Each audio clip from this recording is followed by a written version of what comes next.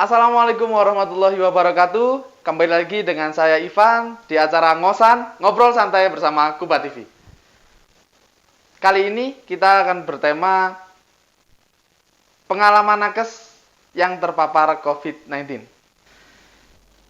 Baiklah saudara semuanya, kita ketahui dunia mulai tahun 2019 dunia digemparkan dengan kasus COVID-19 yang dimulai dari negara Cina sampai juga ke Indonesia. Ternyata sampai juga, kita pikir bersama semuanya jauh di sana, ternyata sampai juga ke Indonesia. Dan di Rumah Sakit Punten, yaitu narasumber kita nanti juga terpapar sebagai tenaga kesehatan di bagian perawat. Mungkin kita langsung saja berkenalan dengan beliaunya. Beliau siapa, bagaimana ceritanya bisa terpapar, dan apa yang dilakukan dengan beliau sehingga bisa kembali melakukan aktivitas di Rumah Sakit Punten. Baik, selamat datang kepada Mbak Lydia. Silakan diperkenalkan kepada saudara-saudara semuanya. Siapa, bagaimana, dan bagaimana semuanya.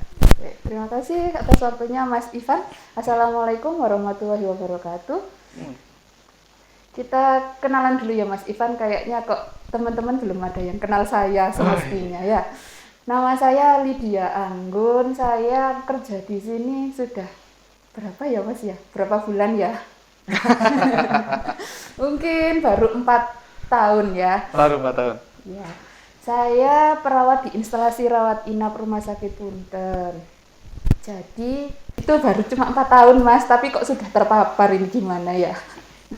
Ini jadi awal mulanya COVID itu banyak yang tidak percaya ya COVID itu, termasuk keluarga saya. Bilang kalau COVID itu tidak ada, hanya settingan belaka seperti itu. Tapi kita sebagai tenaga kesehatan kan wajib untuk mentaati program pemerintah meskipun kita percaya atau tidak bahwa COVID itu ada. Iya. Di saat keluarga tidak percaya Mbak Lydia, mungkin bukan hanya Mbak Lydia saja, semua sahabat-sahabat yang di luar sana juga mungkin berpikiran sama. Karena COVID wabahnya jauh, terus apa mungkin bisa ke tempat kita gitu. Ibaratnya kayak perangnya itu jauh di sana tuh, kita bisa perang apa enggak? Itu bagaimana perasaan keluarga sama Mbak Lydia sendiri khususnya?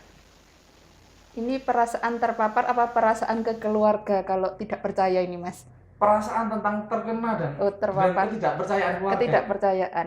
Jadi awal mula karena saya nakes ya, jadi saya mencoba untuk membuat keluarga saya ini percaya dan taat sama prokes bahwa COVID itu memang ada, tidak dibuat-buat, dan tidak ada untungnya untuk nakes itu membuat-buat COVID itu ada, seperti itu. Terus untuk kapan saya terpaparnya ya jelas karena saya berkontak erat dengan pasien. Dimulai dari ada seorang pasien yang datang ke Rumah Sakit Punten dengan gejala yang mengarah ke sana, dan itu kan masih masa-masa di mana masyarakat tidak percaya. Dan untuk mengedukasi bahwa pasien ini mengarah ke COVID-19 itu tuh dilema sekali Mas, dimana nanti kita yang dibilang membuat-buat, kita dibuat dilema dengan cara kita mengedukasi pasien bagaimana cara nanti merujuk, bagaimana nanti kalau misalkan dia meninggal dalam keadaan positif harus dengan prokes kesehatan seperti itu. Berarti itu pertempuran awal yang ada di Rumah Sakit Punten. Dan akhirnya karena mungkin kita harus benar-benar melakukan edukasi tersebut, mau tidak mau ya kita harus utarakan dengan jujur bagaimana keadaan kondisi pasien memang mengarah ke COVID-19. Tapi karena kita memang belum ada bukti PCR, karena keterbatasan rumah sakit kita ya Mas ya, belum ada bukti PCR, jadi kita KIE-nya ini juga agak sulit gitu loh.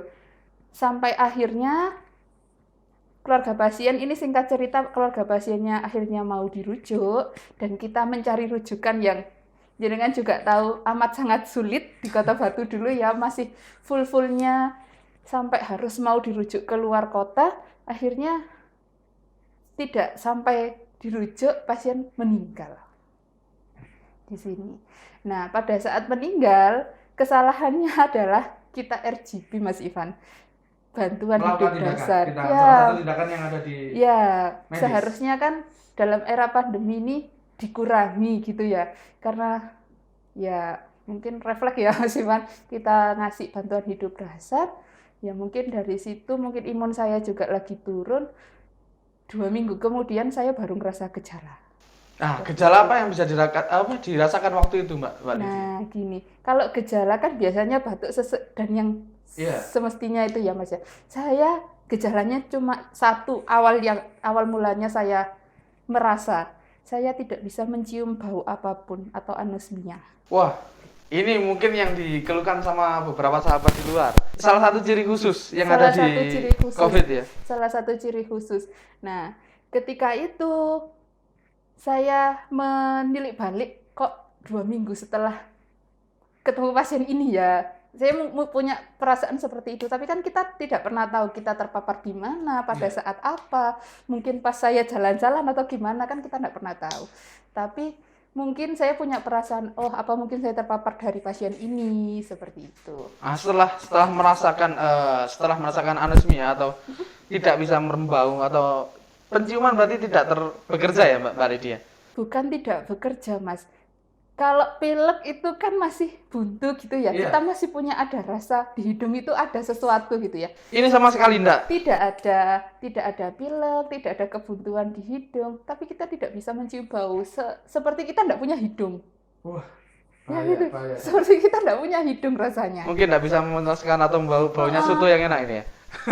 Itu salah satu gejala kedua. Mungkin gitu, Mas makan. Gejala kedua itu 3 hari setelah saya anosmia, saya tidak bisa merasakan rasa. Wow. Seperti itu. Ya, Aduh, gitu. rasanya soto enak itu saya tidak tahu Mas. Jadi hanya sekedar kenyang. Gitu. Nah, terus yang dilakukan sama Mbak Lydia ini, pada saat itu bahwasanya mengetahui ada gejala terpapar COVID, yang dilakukan sama Mbak Lydia bagaimana? Waktu anosmia itu saya masih belum tahu ya Mas, belum tahu saya positif atau negatif PCR. Itu hanya gejolak batin saya ini positif atau enggak gitu ya. Akhirnya saya minta izin ke Bu Karu saya ya, bilang, Bu saya kayaknya perlu karantina ini, saya anosmia, seperti itu. Terus dari Bu Karunya ngizinin ke direktur sini ya, akhirnya diizini 2 minggu untuk istirahat. Nah karena saya penasaran kan ya, saya tidak tahu saya positif negatif, tapi saya karantina gitu kan, jadi gimana? Akhirnya saya kontaklah salah satu teman saya yang ada di puskesmas. Kontak, saya cerita kalau saya sudah anosmia, 2 minggu lalu kontak erat dengan pasien PDP, akhirnya disuruhlah ke puskesmas untuk menjalani swab, kayak gitu. Jadi Setelah swab, hasilnya setelah swab 3 hari berikutnya hasilnya keluar dan positif. Oh, iya. Wah itu rasanya itu kayak diputus pacar Mas rasanya. Tanggapan keluarga Mbak Lydia, kan tadi keluarga masih tidak percaya dengan COVID, kemudian Mbak Lydia ternyata merasakan ini gejala orang terpapar COVID, sampai akhirnya benar-benar dikonfirmasi dengan hasil PCR positif. Waktu saya merasa anosmia, saya kan sudah langsung keep dari keluarga. Maksudnya jangan sampai saya berkontak erat dengan keluarga, karena saya tahu resikonya sangat-sangatlah besar. Apalagi ibu saya kan ada komorbid, ya. Kemudian saya bilang ke ibu saya mau isolasi, jadi jangan sampai dekat dengan saya, jarak minimal 2 meter, seperti itu. Semua peralatan makan saya taruh di kamar, sampai saya tutup semua jendela. Jadi saya keluar kalau orang tua saya, keluarga saya keluar rumah dulu, keluar rumah. Akhirnya itu, terus saya positif, ibu saya tak kasih tahu lewat video call, satu rumah video call Mas ya. Bu, saya positif ya, itu sambil berurai air mata ya, kayak diputus pacar gitu. Bu, saya akhirnya positif, saya harus isolasi.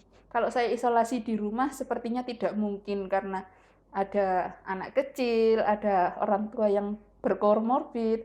Akhirnya saya mintalah dikirim ke shelter, seperti itu. Akhirnya di shelter? Di shelter selama 2 minggu. Itu dari keluarga nakes. Mungkin keluarga sahabat yang lain juga mungkin merasakan, karena mungkin bukan hanya salah satu saja, mungkin Mbak Lydia hanya salah satu yang terpapar waktu itu. Sampai sekarang juga masih ada. Kita semua berdoa semoga wabah ini cepat berlalu ya, kita bisa beraktivitas kembali. Kemudian Mbak Lydia, setelah melakukan karantina selama beberapa hari, 2 minggu nih, 2 minggu itu bisa beraktivitas kembali itu setelah bagaimana? Setelah dicek kembali PCR-nya atau ada tes-tes lagi dari dinas-dinas terkait? Ada tes lagi dari dinas terkait. Jadi waktu saya dikirim ke shelter, kebetulan nakesnya enggak cuma saya Mas ya dari sini ya. Lebih banyak ya? Ya, ceritanya ada salah satu teman saya yang juga terpapar dan masuk shelter juga. Nah, itu setelah menjalani ya. Kalau di shelter kan kita benar-benar hidup bersih sehat, BHSP-nya kita tingkatkan Mas ya. Sudah mulai olahraga yang awalnya jarang olahraga. Nggak pernah olahraga atau jarang? Jarang ya Mas ya. Naik turun tangga di Punten juga olahraga. Oh, iya. Itu jarang Mas ya, jarang olahraga. Di sana sudah mulai olahraga setiap hari, vitamin yang di sini kadang iya kadang enggak setiap hari. Akhirnya hari ke-5 saya di shelter, hidung saya sudah mulai bisa membau tapi tipis sekali. Harus bau-bauan yang menyengat kayak parfum yang menyengat itu baru bisa tapi tipis sekali. Nah, itu sudah mulai kan berarti ada kemajuan saya di shelter seperti itu. Akhirnya saya coba pengobatan di shelter, bukan pengobatan ya, terapi di shelter itu saya rutinkan setiap hari. Pokoknya saya harus niat saya sembuh gitu ya. 2 minggu kemudian kan ada kalau nakes di swab PCR ulang kan ya. Saya di swab PCR ulang, terus hasilnya negatif. Akhirnya saya dipulangkan dari shelter. Tapi dari shelter enggak boleh langsung Mas beraktivitas. Soalnya takutnya nanti masih ada virus yang ada di tubuh saya ya. Itu saya karantina lagi 1 minggu di rumah. Saya enggak ketemu siapa-siapa. Sampai akhirnya 1 minggu di rumah setelah shelter baru saya berani untuk keluar. Berarti prosesnya panjang Mbak Lydia? Panjang sekali, mungkin hampir 1 bulan. Hampir 1 bulan untuk dari awal mula terpapar, merasa terpapar, sampai bisa diberikan tesnya PCR-nya positif, positif melakukan karantina di shelter dengan beberapa orang yang lain ya. Iya. Sampai akhirnya pulang di karantina lagi 1 minggu hingga akhirnya kembali ke pekerjaan. Nah, bagaimana nih tanggapan Mbak Lydia atau teman-teman? Kan ini menular ya, tentu menularkan dari udara, cairan. Kita harus pakai masker ya. Kemudian bagaimana tanggapan teman-teman yang ada di tempat kerja sampai saat ini bisa kembali beraktivitas kembali tentunya? Ini perasaan pribadi ya Mas ya, bukan perasaan pribadi. Perasaan pribadinya pertamanya itu saya takut waduh ini nanti kira-kira teman-teman menjauhi apa enggak ya. Karena tidak menutup kemungkinan banyak tenaga kesehatan yang kurang paham apa itu COVID, gimana cara penularannya, kemungkinan awal-awal itu kurang paham. Akhirnya ya masuk dengan kehati-hatian. Aduh, rasanya canggung Mas, kayak baru ketemu orang baru. Ya, kayak gitu. Kayak pertama kali masuk sekolah. Kayak pertama kali masuk sekolah dan pindahan. Oh, pindah. Jadi terbayang bagaimana kalau saya bilang ketakutan ya, ketakutan masyarakat, ketakutan kita sebagai nakes dari Mbak Lydia dan teman-teman, saling menjaga diri sendiri dan jangan sampai menularkan dan juga jangan sampai tertular. Itu yang mungkin harus kita jaga bersama-sama gitu Mbak Lydia. Mungkin gini Mbak Lydia, pesan dan kesan untuk para sahabat Kuba TV yang menyaksikan harus bagaimana? Kalau dari saya sendiri Mas ya, untuk prokes memang harus dijalankan. Fix no debat, tidak ada debat lagi, harus dijalankan. Nggak ada acara nggak pakai masker gitu. Kita harus pakai masker. Harus pakai masker. Terus kita harus olahraga, makan bergizi. Kemarin sudah dibahas ya sama ahli gizi kita, di era pandemi harus gizinya seimbang. Terus ya itu menjalankan BHSP dengan baik dan benar. Yang paling utama dan terutama adalah cuci tangan. Sudah itu aja. Terima kasih untuk Mbak Lydia sudah bisa mampir di Kuba TV. Semoga di lain waktu kita bisa bertemu lagi Mbak Lydia dengan bahasan-bahasan yang lain. Siap, masih. Tetap jaga kesehatan Mbak Lydia, tetap sehat, selamat bekerja di Rumah Sakit Punten. Dan untuk para sahabat jangan lupa subscribe, share, dan komen di kolom komentar bawah. Saya Ivan Almi dan juga Mbak Lydia mohon undur diri. Terima kasih. Wassalamualaikum warahmatullahi wabarakatuh.